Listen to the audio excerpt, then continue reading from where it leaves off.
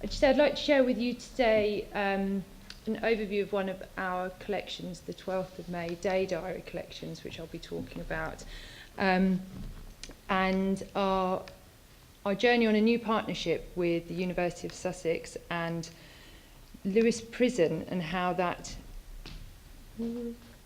Great, thank you. And how that's influencing its development. So to just give you a bit of background to those of you who are not familiar with the Mass Observation Archive, it's an archive that specialises in everyday life in Britain. We hold the papers of the original Mass Observation Social Research Organisation, which was active from 1937 to the mid-1950s. And then the material that we continue to generate from the newer project, which started in 1981, the Mass Observation Project. The founders sought to capture the thoughts and opinions of ordinary people across Great Britain, their experiences, but their feelings, their thoughts and opinions of what was happening in their lives, but also of those around them. As I said, it was active until the 1950s, and they used various methods to capture their material. They used paid investigators who went out and used traditional survey techniques. They stood on street corners, they went door to door, but then they used very controversial covert methods of inquiry by sitting in pubs, sitting in cafes, on street corners, and watching and observing and writing down what people were doing, what people were saying, the conversations they were having, the actions. So it's a very fascinating archive of material to look at when you're looking at the reports of those paid investigators. Alongside this was a national panel of volunteer writers who responded to regular questionnaires that were sent to them. They were termed as directives, and they were sent regularly to this panel on a whole variety of subjects, from politics of the day to hairstyles to sex to personal relationships to one of the first directives was what is on your mantelpiece, and people had to draw down and write what's on their mantelpiece from left to right. The project restarted. The archive came to the University of Sussex and is in the care of the University of Sussex. And in 1981, as I say, the new project was revived.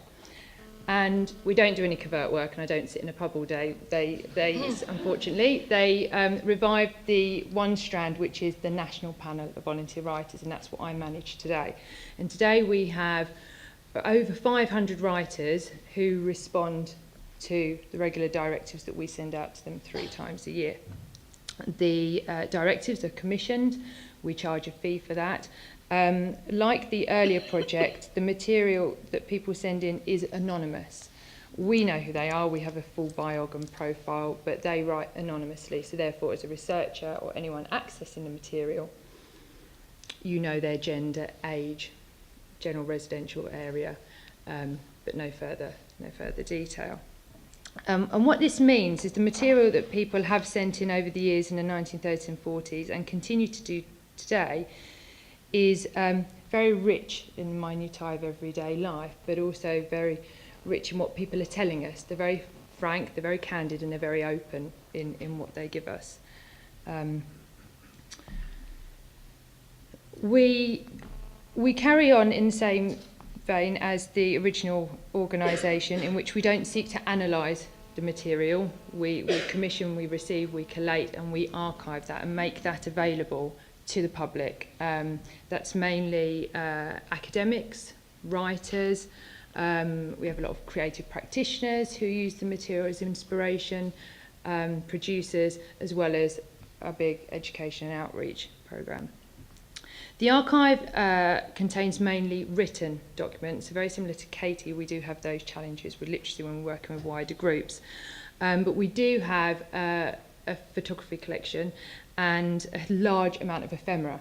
So especially when the paid investigators were going out and sitting in their pubs and cafes, they would collect menus, posters, theatre programmes. So we have all of that ephemera that supports the writings. And the Mass Observation Archive is the largest archive in the care of the University of Sussex Special Collections. We have over 3,000 boxes, but it is a charity in its own right. And we're based at the Keep, which is a new building that some of you may have heard of or visited down in just on the outskirts of Brighton.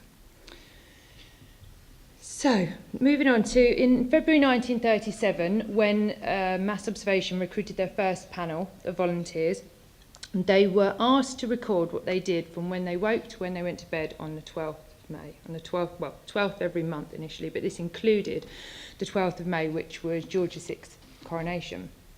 And so we have very detailed accounts, which formed the basis of one of their first publications, May 12th.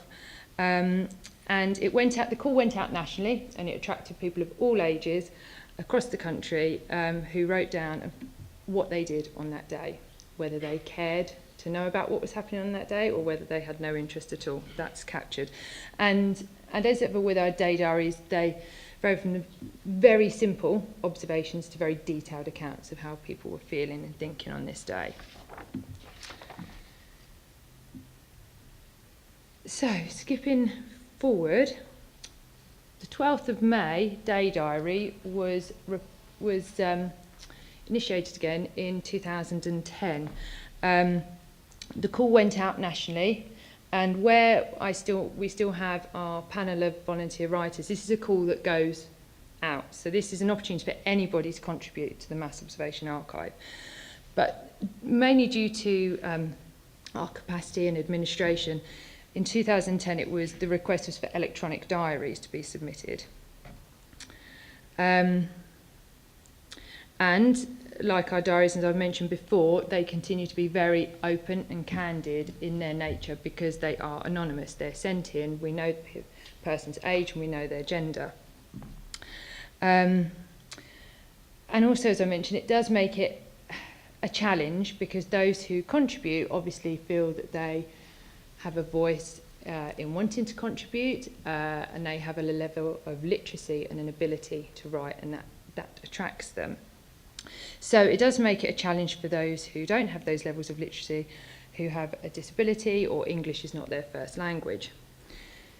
So it was in 2011 that our initial work with the prison community started. We were keen to develop contributions more widely, but as I mentioned, our capacity and resources to administer this were restricted. There are many voices, obviously, as you could expect, within the archive, but both historically and more currently, the prisoner community is lacking. And it was a community that I was very keen to engage with. The majority of prisons have a library, so I felt this would be a good place to start. And I put out publicity to CILIP, which is the Chartered Institute of Library and Information Professionals, and also got in touch with an organisation called the Writers in Prison Network, who used to mainly be funded through the Arts Council, and they have writers in residencies at a number of prisons across the country. So I had a great response from both of those to put word out to prison librarians for not only prisoners but staff to contribute to a 12th of May day diary.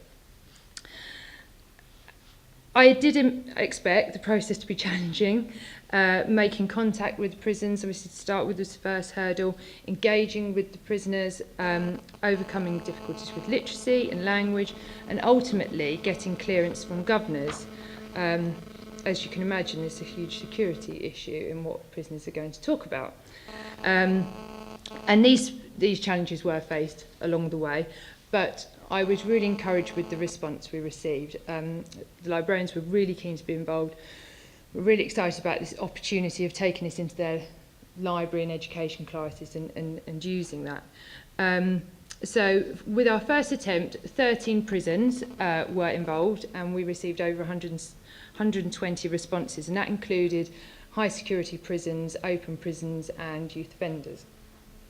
And resources and security were the key reasons that librarians got back to me with the challenges of taking part. So I did have a good response from librarians coming back to me saying they'd be very keen to do it again in the future, but time scales with capacity, some librarians are part-time, and another hurdle was that many don't have email access, so word got to them a lot later on when I put publicity out. The diaries provide a window into the daily lives of secure institutions often unknown. This is a picture here of Lewis, actually. Unknown to us, and a voice is absent from our collections. They therefore enhance the breadth and depth of this collection that we hold. And what's startling about the diaries in comparison to the other day diaries that we receive is the amount of detail that we have around timings of the day. So where people are a lot more fluid in what they get up to morning, afternoon, and timings are there, it's very detailed, often down to the minute. So for a man at Her Majesty's Prison, Blandeston, aged 35, he says, a typical day in the life of a lifer. 7:55, rose and had breakfast, toast with a cup of coffee. 8:20, walked a short distance to my weekly chapel course and discussed the 8th commandment, do not steal. 11:45, ate lunch consisting of 3 apples and a coffee. Watch a BBC TV programme, Daily Politics, where Philip Davies, the MP, talked about making prison sentences longer. 1:45, attended education. I worked on my Open University assignment. 5 o'clock, ate dinner of bean casserole, boiled potatoes and cabbage. And 5:30, attended an evening Bible study in the chapel. Looked at how God revealed himself to Moses in a burning bush, and in this prison we'd all assume it was the work of an unhinged arsonist making a protest. 6:45, locked up in my cell for the night. Thank God I have a sink, toilet and kettle. The majority of diarists start their day with a cup of tea and coffee in their cell, and also a large amount mention praying and meditation. As with other diaries we receive, they vary considerably in length and detail. There are also the life events that happen in the course of their sentence. As one female, aged 35, writes, I just phoned my partner, he's good, he just ordered my daughter's birthday present, so she'll have that for Thursday morning on her birthday. She'll be 5 this year. Last birthday without me, though. Not long till I'm home for good. And how they fill their time is enlightening. From education and exercise to TV, reading, games and chatting. So for a male, 51, at Her Majesty's Prison, Lewis, he says he went to Bible class, but only for 15 minutes as lock-up was at 5:45. Early lock-up, what a pain, fed up with the changes. Male, 70, Her Majesty's Prison, Lewis. 8 a.m, unlocked for medication. 8:30, free flow, but nothing for me this morning. 8:45, lock up all morning. 11:30, lunchtime. 11:50, locked up again. 1:45, free flow, out at last, going to art. 4:45, return for dinner. 6:15, lock up for the night. Then there's the food and personal hygiene. For one 31-year-old male at Lewis, it's nearly tea time. Monday's teas are all right because we get our packet of shorty biscuits. 1 packet to last a week. Also, we get association for an hour and 10 minutes. I think I'm going to clean my cell out and get a shower. Being clean means the world to me because there's a lot of people in here who don't care to shower or keep clean. So the 12th of May project with prisons was a springboard for further engagement with offenders and ultimately a research project with the University of Sussex. In 2013, my colleague Suzanne and I entered the gates of Lewis Prison, a first for us both, a Category B prison just down the road from us in Brighton. It was a partnership with East Sussex Library Services, Mass Observation Archive and Lewis Prison. And we worked with a creative writer with many years of experience working in prisons. The sessions took place over a series of weeks, which covered the 12th of May. And the aim was to introduce mass observation to those taking part, to show how we still collect material, to show how it's still a current, socially active research project, and how their thoughts and experiences are equally valuable as a voice within our archive. It was an eye-opening experience on the first day. Whilst waiting outside for the first session, I overheard a conversation about a hostage situation with staffing the previous week. And when Suzanne arrived, wearing a scarf, she was promptly told that she was being asked to be strangled. We then walked through 10 locked doors and an exercise yard. And at Lewis, they have a massive bird of prey, aviary as well, which can be quite eerie when they're all squawking as you're walking past. So we're pretty calm by the time we entered the library. And we took in copies of the 12th of May diaries from the archive, including those who'd been submitted by prisoners in 2011, so it was a real opportunity to see similar voices. And we were able, over tea and coffee, to talk about who has since 2011, who's come into our archive and used them, and how we've been using them in teaching sessions, and how Suzanne's been using them with schools and education classes. So it was really good for them they responded well in hearing to that. The creative writer led the workshops with our support, chipping in about mass observation, and also we had to take part ourselves in creative writing, doing creative writing exercises, which was very new for us, but worked very well because we were all participating then. Her warmth and intimacy ensured the men were very comfortable to respond and share their work amongst the group, which I was very surprised with from the outset, that they would do that within the first few exercises. The writings were very raw and at times quite moving, and there was a sense that they were being given a voice and that this could be heard amongst the thousands of voices that we have in our archive, and that was very powerful. So the result of this workshop, and in partnership with academics at the University of Sussex, we returned to Lewes at the beginning of this year for a pilot research project. And a pilot was undertaken to support a larger research project that's been undertaken called Using Materials from Mass Observation to Elicit Prisoners' Subjective Responses. And this is something that's being led by Dr. Lizzie Seal, who's a criminologist in the School of Sociology at Sussex, along with Dr. Hinton Smith, another sociologist, and also Dr. Bethan Stevens, who's an English lecturer.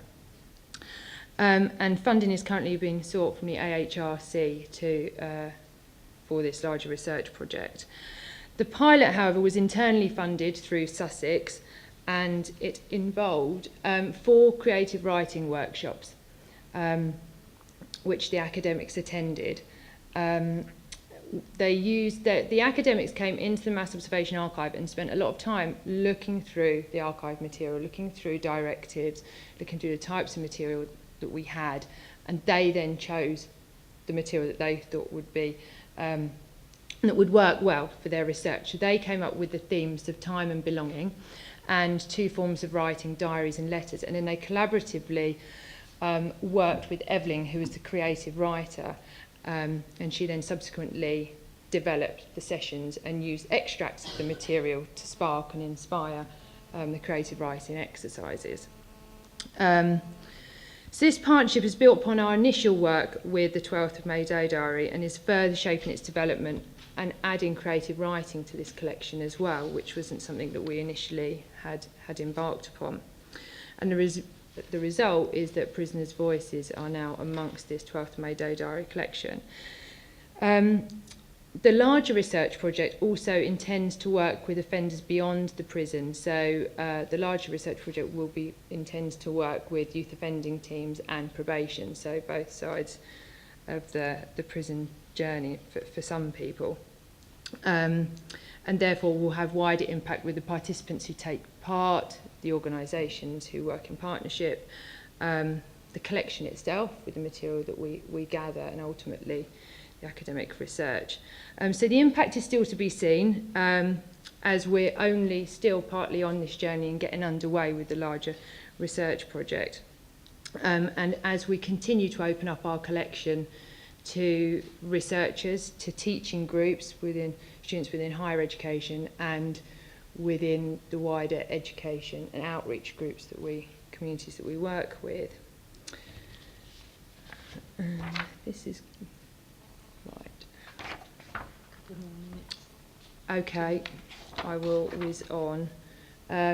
As a result of the pilot, we just quickly say we did have an evening event, which was a culmination of readings from the writings that the prisoners had produced, and a couple of family members were able to come along to that event as well, and all the partners took part, so that was really lovely. These are some quotes from the prisoners. If you had to ask what people got out of this, I'd have to say that this is about confidence. I think everybody who has written has been honest, very, very honest, and it's heartwarming. I found the ability to write for experienced, sympathetic listeners to comment really eye-opening, and helps to reflect on how we feel and how we can move on.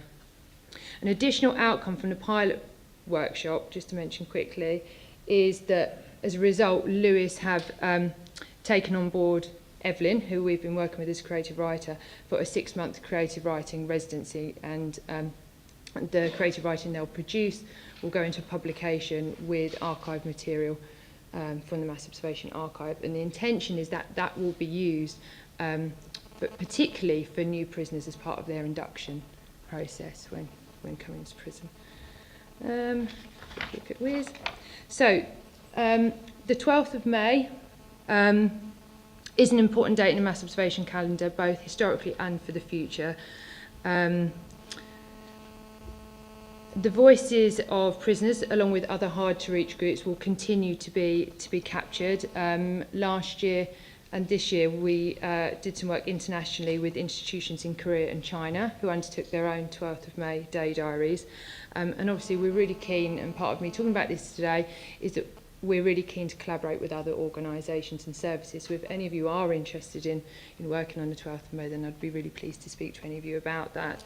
Our work has been enhanced. Our teaching has certainly been enhanced, and the education outreach projects that we undertake have been enhanced by using the diaries from the prisoners. We use that alongside diaries that are submitted by schools and obviously by the wider public, so they do offer that other voice. And people are intrigued and fascinated about the routine of life on the inside for both men and women, but beyond this, their thoughts and opinions, their reflections.